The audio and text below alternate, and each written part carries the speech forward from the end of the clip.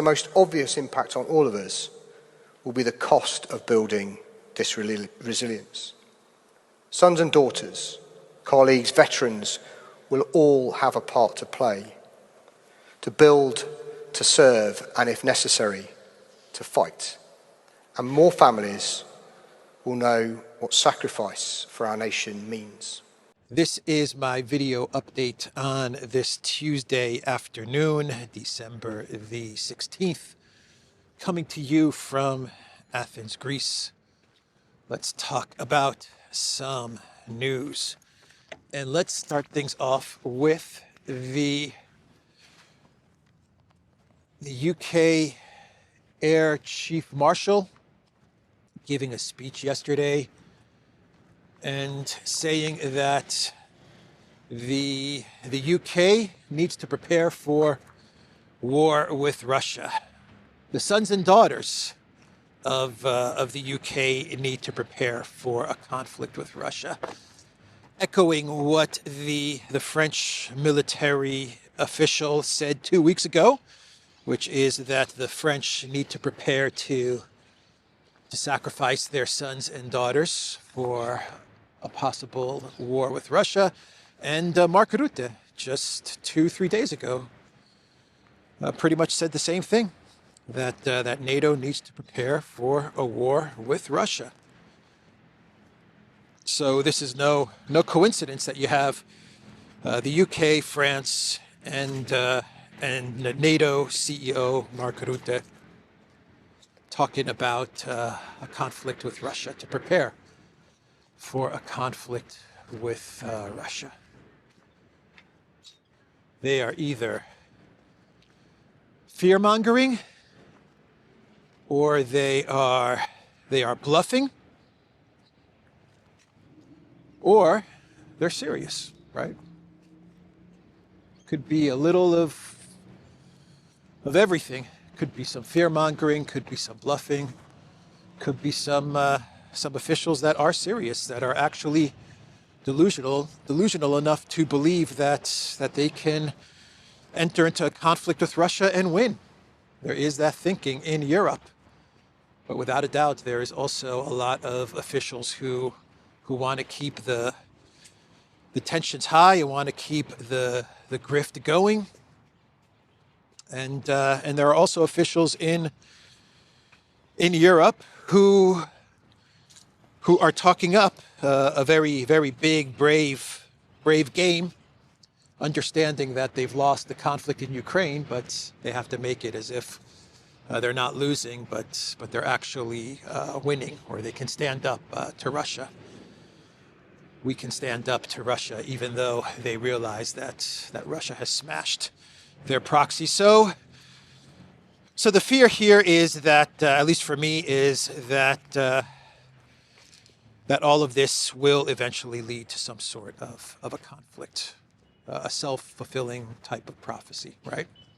Even if you're bluffing or fear-mongering, whatever, eventually the bluff and the fear-mongering will actually take you into a conflict, whether you're ready for it or not. And of course, you have the Europeans who believe that whatever happens, even if they do drift into a conflict with Russia, and even if they are not prepared for a conflict with Russia, they always have the United States to bail them out, and the U.S. sons and daughters to bail them out, right? They always have that as a backup plan. So that is the statement from the UK Air Marshal. What's the guy's name? I know I have it bookmarked here. Air Chief Marshal Sir Richard Knighton. More families will know what sacrifice for our nation means.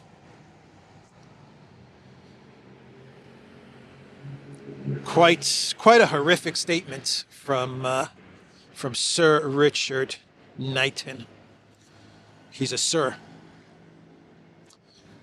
So the head of MI6, the new chief of the British spy agency, MI6, Blaise Metavelli, I believe is her name, She gave her first public speech yesterday, and in her first public speech, she decided to also talk up conflict with Russia. MI6 chief warns Putin we won't abandon Ukraine. Blaise Matravelli declares steadfast support for Kiev as U.S. pushes for territorial concessions. We will continue to face the menace of an aggressive expansionist and revisionist Russia seeking to subjugate Ukraine and harass NATO. Putin is dragging out negotiations and shifting the cost of the war onto his own population. Yeah, it's Putin that is shifting the cost of the war to his population, not the UK or Europe or the collective West that is bankrupting their own population over their support for Project Ukraine. The front line is everywhere. Russia is waging a new type of warfare, exporting chaos, warns new MI6 boss in first speech. It's in the eyes. It's in the eyes. Always look at a person's eyes, and you get a good sense as to what they're all about. Anyway, that was her warmongering, fear-mongering speech. Also talking about conflict with Russia.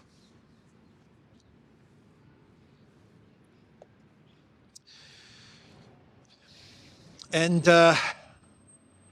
Starmer,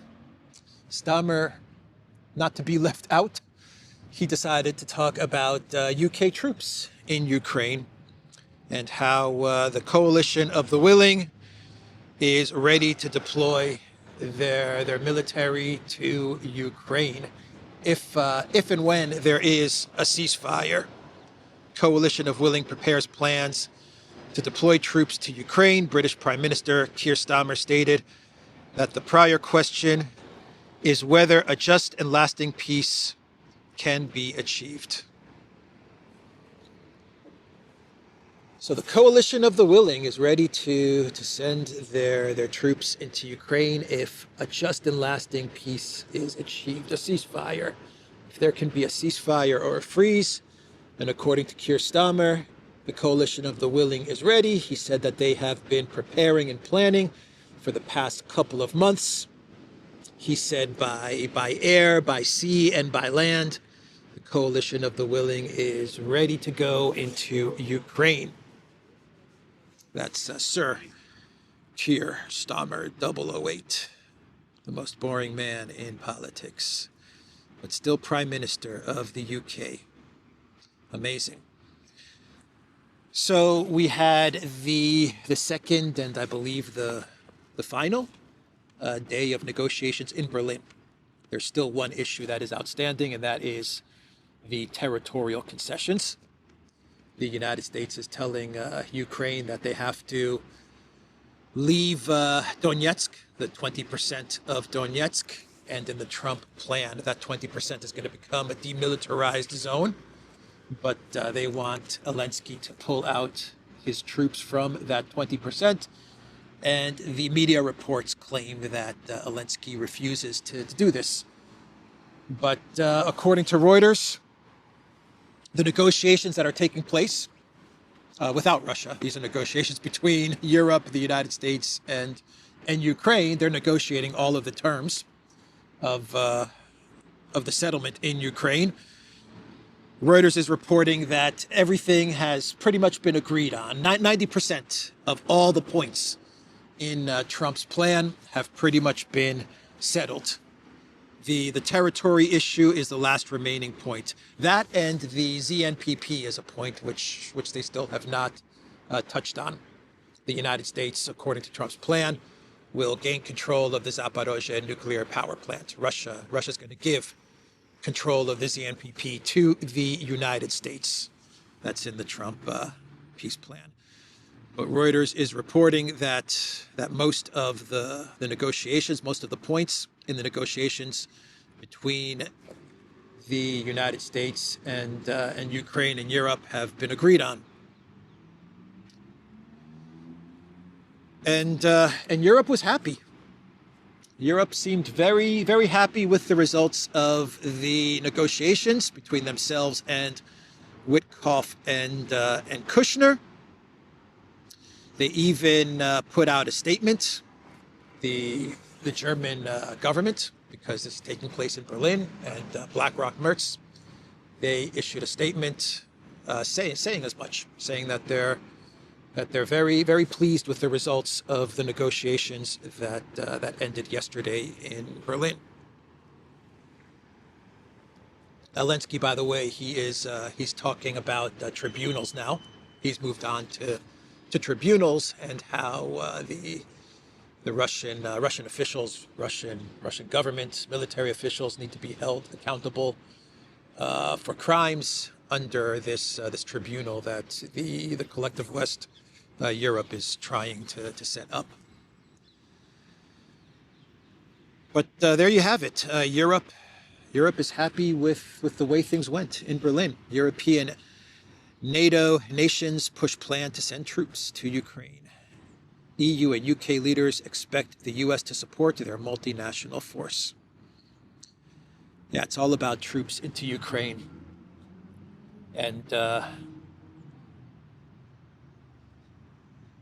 communique, the document, not a document, let's say the 4 or 5 bullet points, the communique that was published by Merz and the German government, talks about troops in Ukraine. It talks about a European peacekeeping force, the coalition of the willing troops in Ukraine. It talks about how the United States is going to backstop, monitor the troops in Ukraine, provide the intel, the support, all of that stuff. Basically, security guarantees. It talks about the Ukraine entering fast track into the EU. It talks about that as well, and the funds, the Russian frozen assets to go to Ukraine. Doesn't get into the details of that. The U.S. wants the Russian frozen assets. Europe wants the Russian frozen assets, but it mentions that in the communique. So I mean, we've spent the last 6 months since Alaska, when all of that fell apart because Trump walked away from the agreement in Alaska. We have to be very clear about that. Trump, under the advice of Kellogg and most likely Rubio, he walked away from what he agreed on with Putin face-to-face in Alaska, and Trump decided to go for a military victory, a military and economic sanctions victory over Russia. But everything that was discussed after Alaska has now brought us to basically where we were before Alaska, right? Security guarantees, troops in Ukraine, ceasefire, and reparations. That's where we are. Unconditional ceasefire, a freeze, security guarantees, and reparations. We've made zero progress. The United States and Russia, they've made zero progress, or at least that's how it looks. Maybe Witkoff and Kushner, maybe they're playing around with the Europeans, and all of this was one giant fake out. The last 2 days of meetings was just a fake out to fool the Europeans into believing that all of their terms for conflict Ukraine have been accepted by the United States, and maybe Kushner and Witkoff have a completely different plan that they're actually discussing with Russia. That's the best I can do, everybody. That is the best I can do. I highly, highly doubt that is what is going on, but give it a 0.001% chance. It does look like we've just gone nowhere with all of these negotiations. Right back to where we were from before Alaska.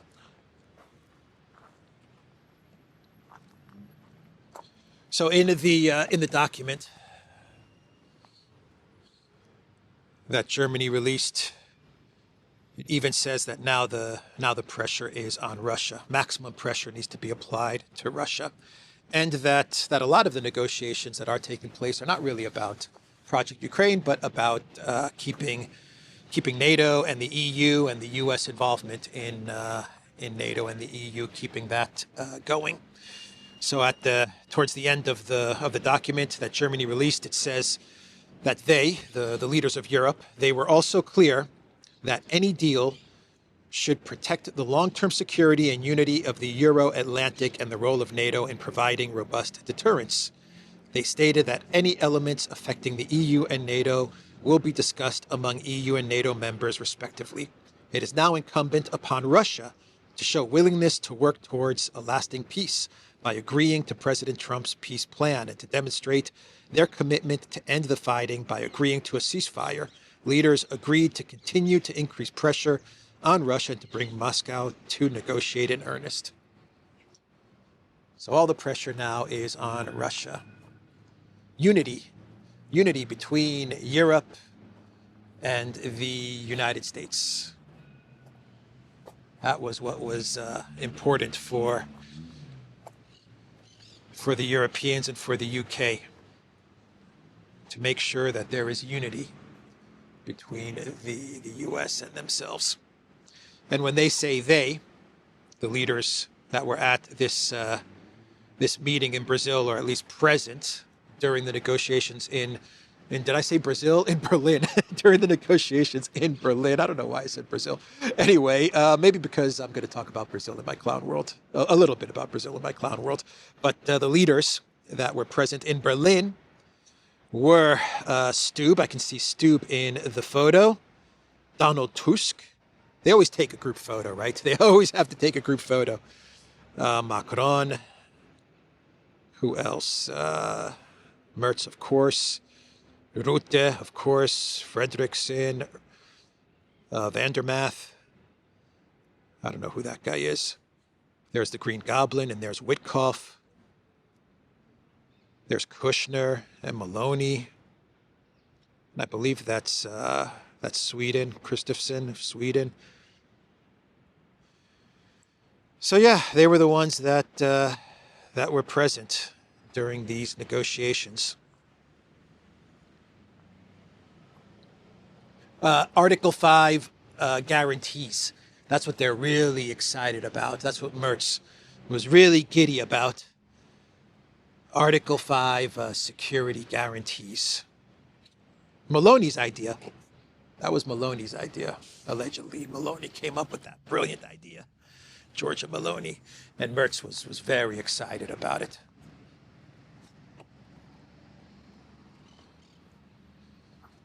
So,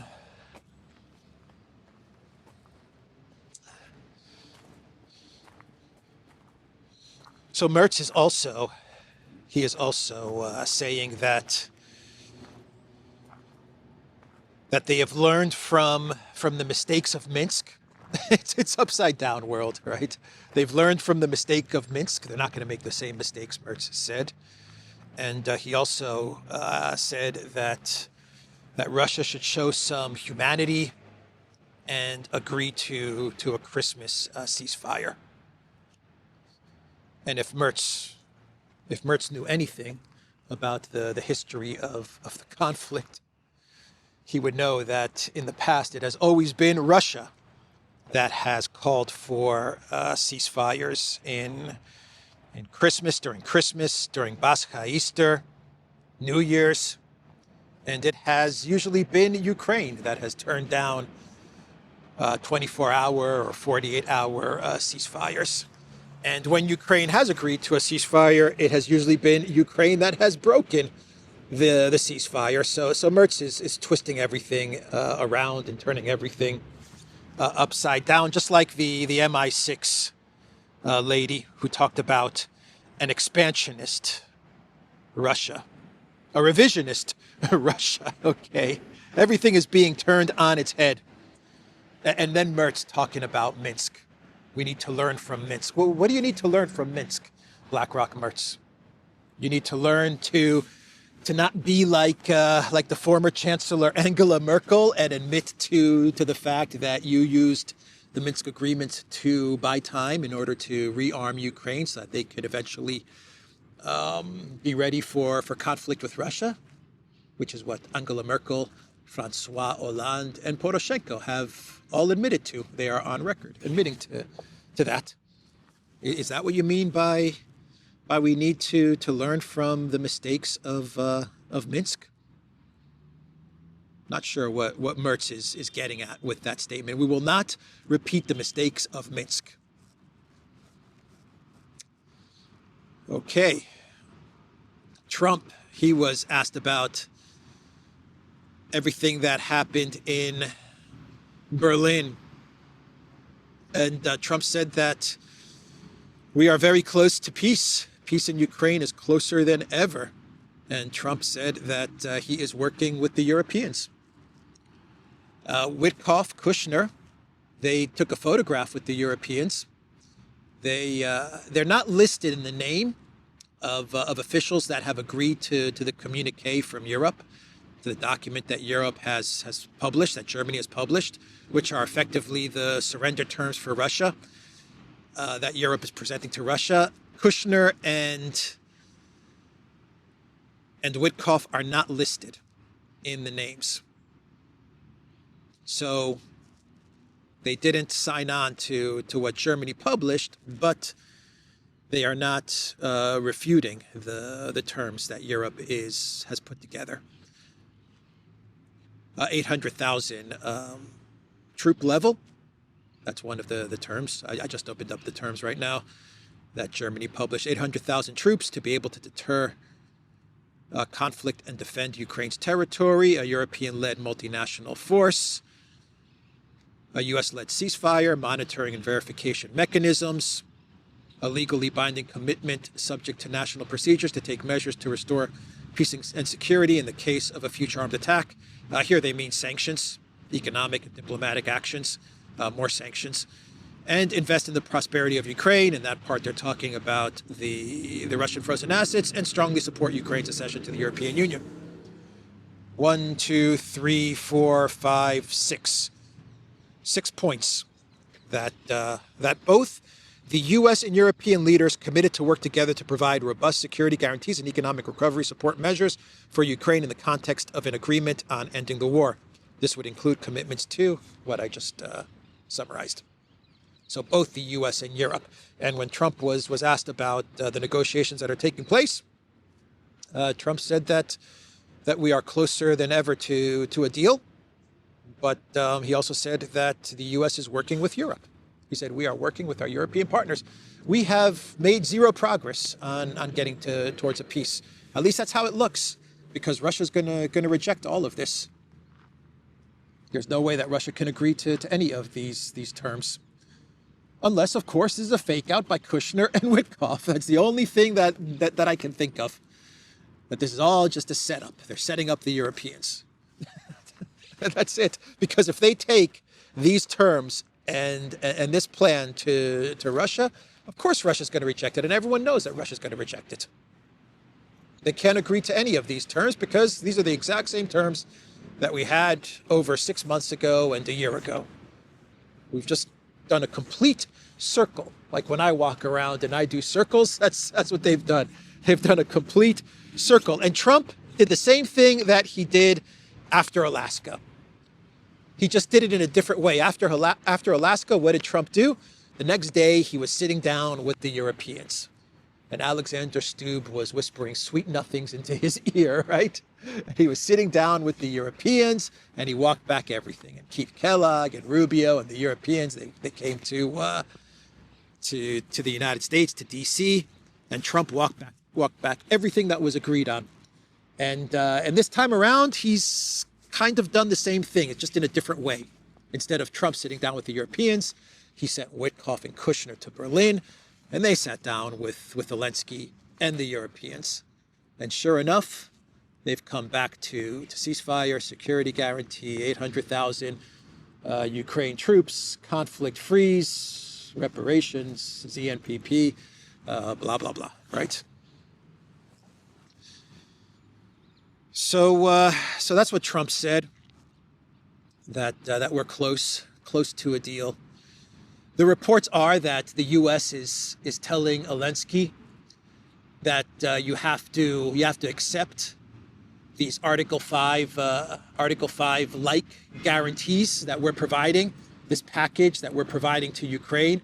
You have to accept it quickly, because we're not going to provide such a good package again as we're negotiating. The neutral mediator, the neutral negotiator, we're not going to provide this good of a package to you, Zelensky, again. So you have to accept everything quickly.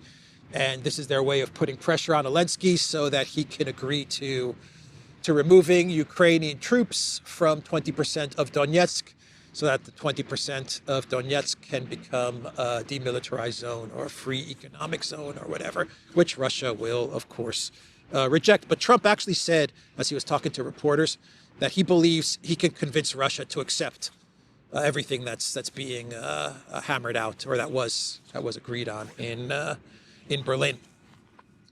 Peskov has already commented on what has been taking place in Berlin. Initial comments from Peskov on negotiations over Ukraine. Peskov said that Russia wants to stop the war, achieve its goals, and guarantee peace in Europe for the future.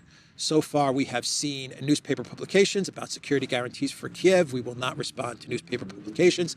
We haven't seen the text yet. When we do, we will analyze it. And Peskov also said that the current discussion is about whether we are entering into a deal, as President Trump says, or not.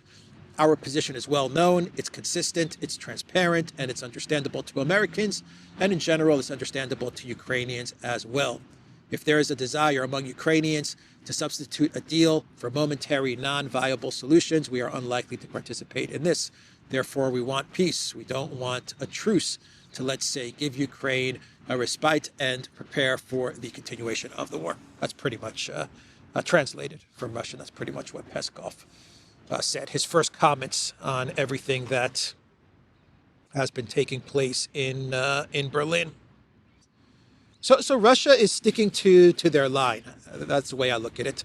Russia continues to stick to the policy, to the narrative that the UK, Europe they're the baddies, and Trump and the US, they are indeed the neutral mediators in all of this. They're the side that wants the peace. They're the side that is trying to get peace. They're the side that is looking out for Russia's interests, or they recognize Russia's national interests and root causes, security interests and root causes, and it's all the Europeans and the UK. Russia is sticking to that narrative, and Peskov is basically saying, we've seen the media reports, but let's wait for actual documents to come to us, which to me signals another trip from Witkoff and Kushner. Is that what we're looking at? The 7th or 8th trip from Witkoff to Moscow? Witkoff's going to buy a flat in Moscow at this rate. That's what we're probably looking at. Another Witkoff trip to Russia, and another 5-6 hour meeting with Putin. And they're going to explain root causes, Istanbul Plus to Witkoff again. And we're going to probably do the same cycle all over again. Maybe Russia, though, will accept Trump's 28-point peace plan. Oh, boy. They're not going to accept Trump's 28-point peace plan, but, I mean, we're going in circles with all of this. It's going to be a military solution. That's the way it looks. But time will tell. Time will tell. I could be completely wrong, and there could be many things going on in the background that I don't know about, that you don't know about, that none of us know about. So we had the 20th sanctions package, which is going to be announced and being put together, but we're getting some information on the 20th sanctions package, or maybe it has been announced. It has been announced, actually, the 20th sanctions package. Number 20, this is the one that's going to bring down the Putin government, the 20th sanctions package, where they're going after Russian businesses, Russia energy, shadow fleet. They're sanctioning more shadow fleet tankers, which just means ships that are not insured by London. Ships that are not insured by London are being sanctioned by Europe. More ships that are not insured by London are being sanctioned by the EU. And then you also had the shocking news that the sanctions are also targeting individuals from Russia who participated in Valdai. It looks like they're targeting Russian officials and analysts journalists who took part at the Valdai events. And they're now going after an American citizen and a French officer, as well as a Swiss army colonel. They're sanctioning. They place sanctions on John Dugan, a U.S. Russian ex-sheriff in Florida, ex-deputy sheriff in Florida.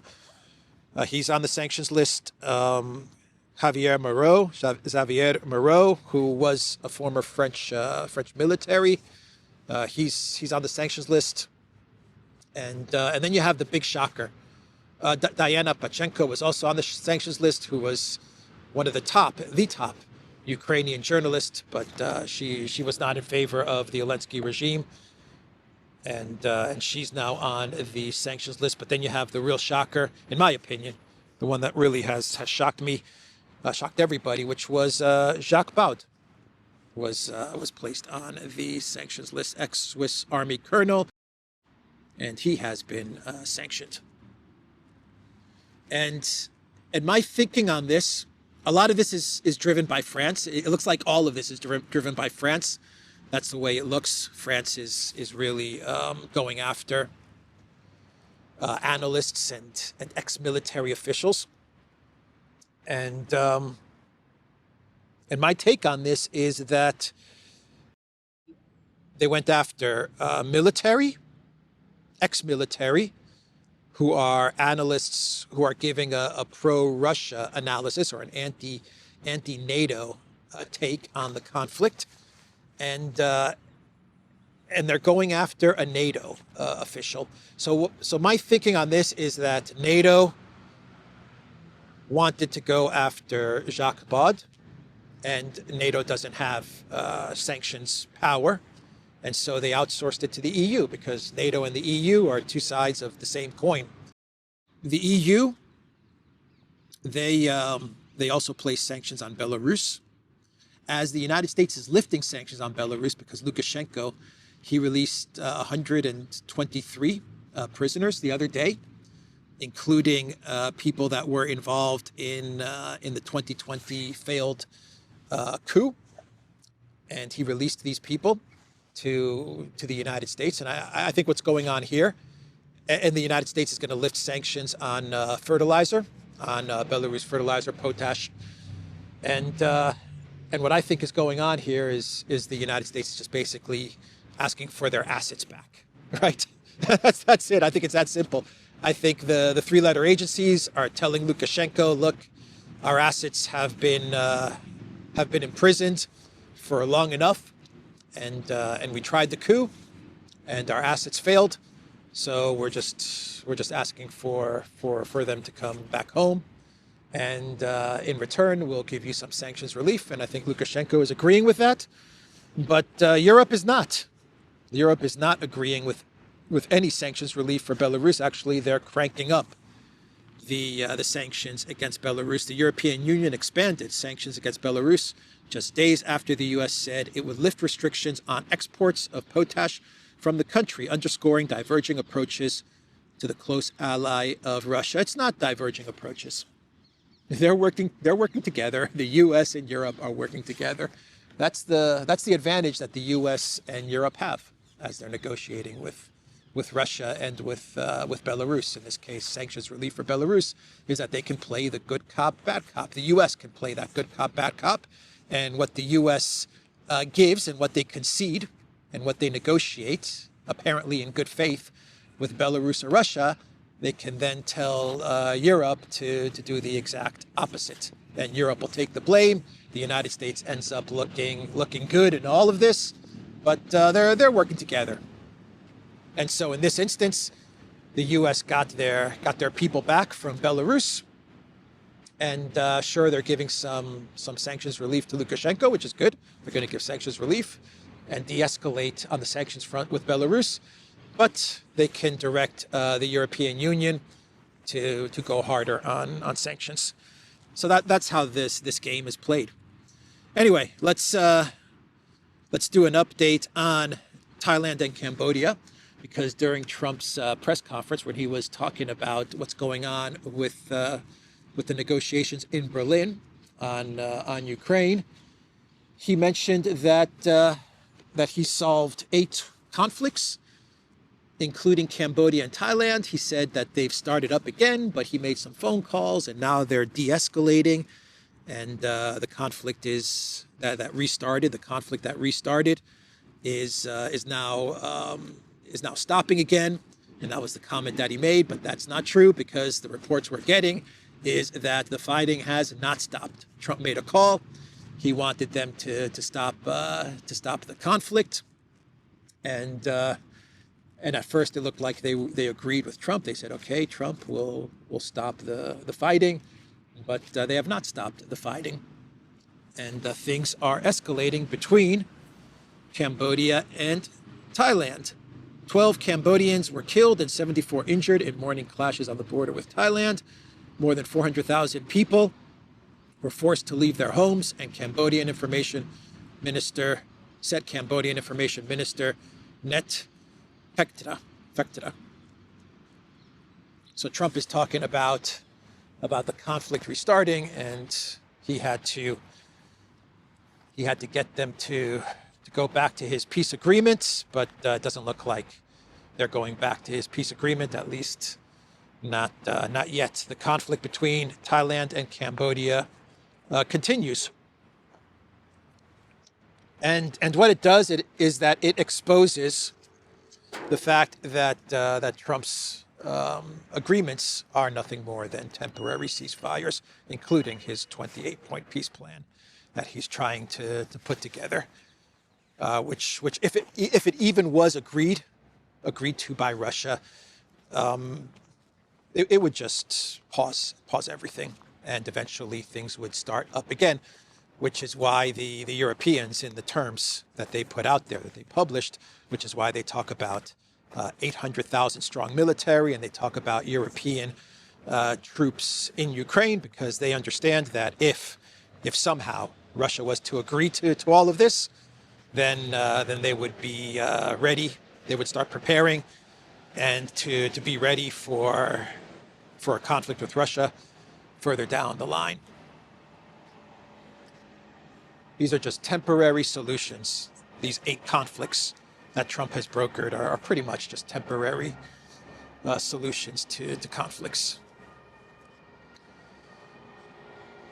And of course, the media is already starting to put pressure on Russia, the collective West media, and when and if Russia rejects the negotiations that have taken place between the United States, Ukraine, and Europe, Russia not present, but the negotiations between these 3 parties,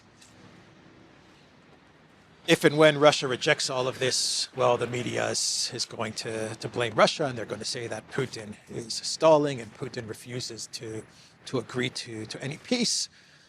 And then they're going to put pressure on the Trump administration. I don't know how much pressure they really have to put on the Trump administration, but they'll put pressure on the Trump administration to crank up more sanctions, 500% bone-crushing sanctions. Lindsey Graham already has all of that prepared. And then, of course, you're going to get back into the cycle of long-range missiles, Tomahawks, Taurus missiles, and all of that. That's where we're heading towards, right?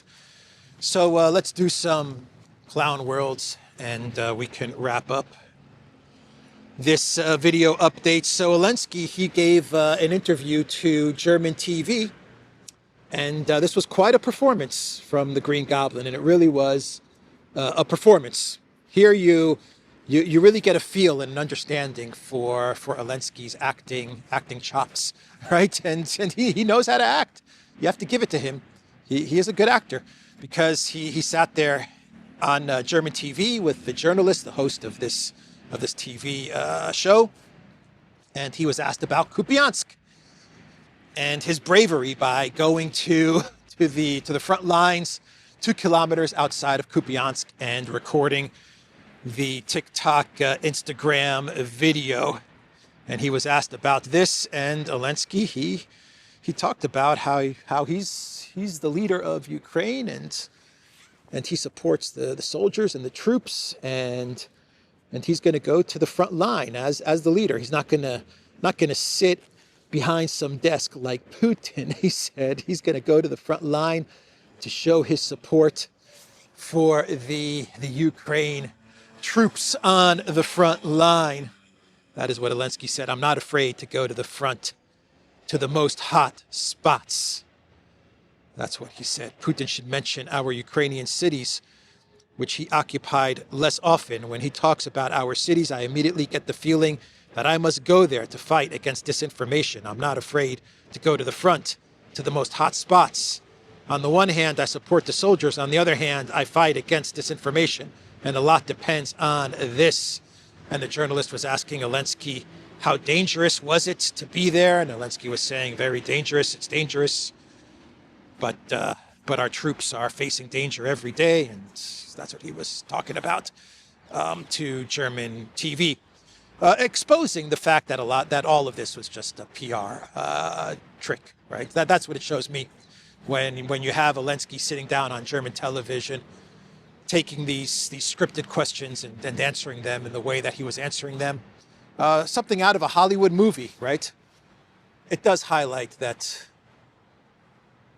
this was a very effective propaganda stunt, because I believe a lot of viewers of this channel in Germany are going to believe everything that Zelensky was saying. Very Hollywood, right? The Churchill of our time goes to the front lines in Kupiansk to stick it to Putin and to show that Russia is lying, and to support his troops who are fighting off Russia to a stalemate, and even, if you go by some reports, even pushing Russia back, right? That's the narrative that you're getting out of this. So that was Zelensky on German TV. By the way, the Russian Ministry of Defense, this is what the Russian Ministry of Defense is saying, they put out a report today, and they said that they have Kupiansk under control. This is according to Battle Group West. According to the report, Battle Group West forces are firmly rebutting all Ukrainian army attacks on communities near Kupiansk, keeping them under control. This is what the Russian Ministry of Defense is reporting. By the way, there were reports from I believe the SBU put out a video and reports saying that they had hit a Russian sub, which was at the port of Novorossiysk, and they claimed that they destroyed this sub.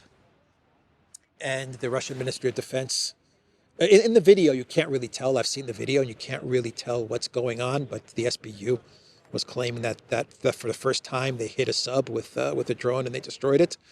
But this morning, the Russian Ministry of Defense said that the sub is fine. They said the sub is fine, and nothing was damaged. At least the sub is intact. So a failed attempt, according to the Russian Ministry of Defense. According to the Ukraine side of things, this was a first. They destroyed a sub. So you had that happen as well. Trump is suing the BBC, not for $5 billion, but for $10 billion. So he's doubling that. Trump files sweeping $10 billion lawsuit against the BBC, exposing a global machinery of narrative suppression. This goes back to his speech on Jan 6, where the BBC, they manipulated what he said during that speech. Well, they cut and pasted and sliced together different parts of the speech to make him look really bad. And he is now suing the BBC for $10 billion. Trump also posted the Truth Social post. He posted on Truth Social about the passing away of Rob Reiner and his wife, which was not a good post from President of the United States. I don't understand why Trump just doesn't leave these things alone. Rob Reiner and his wife, it looks like they were murdered by their son. That's the way it looks. Those are the reports that we're getting. And instead of Trump just posting on Truth Social horrific news about what happened to Rob Reiner and his wife and his family, rest in peace. Nope, Trump couldn't resist. And he had to go after Rob Reiner, a deceased Rob Reiner. So that was just a very, very bad post on Truth. And Trump is getting it. He is getting a lot of criticism for what he posted on Truth Social, and rightly so. And we get to Brazil. I said I'm going to talk about Brazil. And so let's talk about Brazil in my clown world, because there is a city in Brazil, Guaíba in Brazil, which has, next to the McDonald's, it seems, which has a Statue of Liberty next to a Mickey D's, or in the area of a Mickey D's. And strong winds, they knocked down the Statue of Liberty in Brazil. So that was an interesting video. And I will end this video for today. theduran.locals.com. We're on X, we're on Rumble, we're on Telegram. Like, share, subscribe. I will see everyone tomorrow. Take care.